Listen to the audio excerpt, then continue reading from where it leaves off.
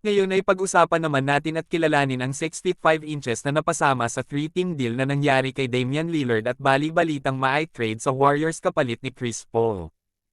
Si J. Randall Holiday o mas kilala bilang Drew Holiday ay isang point guard, shooting guard, ipinanganak noong June 12, 1990 edad 33, ay isang Amerikanong propesyonal na manlalaro ng basketball para sa Portland Trail Blazers ng National Basketball Association, NBA.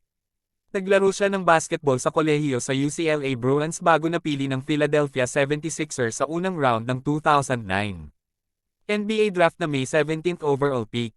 Naglaro si Holiday ng 4 na season sa Philadelphia 76ers at nag-a-average siya dito sa kanyang huling season ng 17.7 points, 8.0 assists, at 4.2 rebounds per game.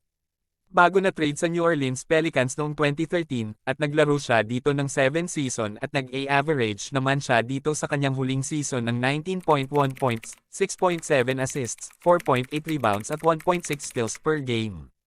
Noong 2020, siya ay ipinagpalit sa Milwaukee Bucks at dito niya nakuha ang kanyang unang NBA championship noong 2021, dito naman ay nag-average siya noong 2023 season ng 19.3 points, 7.4 assists, at 5.1 rebounds per game. Si Holiday ay 2 times na NBA All-Star 2013-2023 at 5 times NBA All-Defensive Team.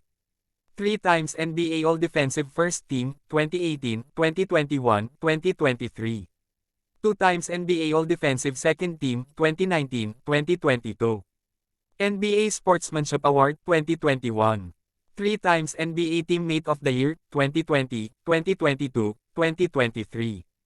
Nanalo rin siya ng gintong medalya kasama ang 2020 US Olympic Team. Si Drew Holiday ay isang malakas na point guard at maasahan din sa pagbibigay ng mataas na assists, kahit sa edad niya ngayon na 33 ay talaga namang maraming team parent ang nagkakaroon ng interest sa kanya at dahil na rin siguro sa magandang stats na pinakita niya sa Milwaukee Bucks sa loob ng 3 season. Ikaw ka Warrior, sa tingin mo sino ang mas kailangan ng Golden State ngayon na point guard? Holiday na may total career average na 16.4 points, 6.5 assists, 4.1 rebounds at 1.5 steals. O si Chris Paul na may total career average na 17.9 points, 9.5 assists, 4.5 rebounds at meron pang 2.1 steals.